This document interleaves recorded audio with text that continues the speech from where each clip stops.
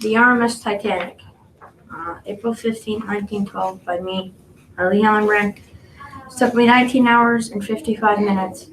I wanted to do this because since second grade, I was always intrigued by the Titanic and the story behind it and learning new things about it and theories all the time.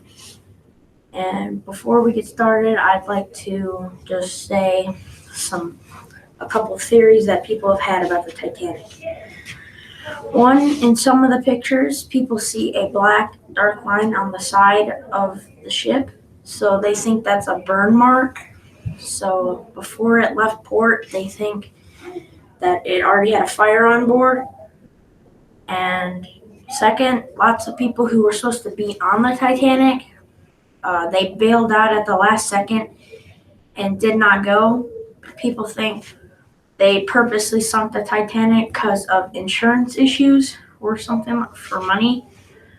And yeah, those are some theories that people have had about the Titanic.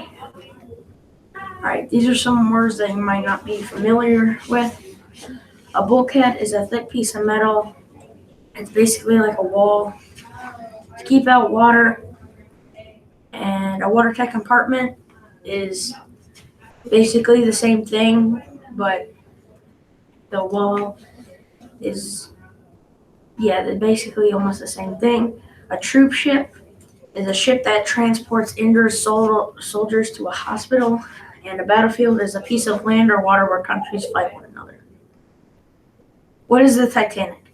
Titanic was a British luxury ocean liner that sunk late 14th, early 15th of April 1912.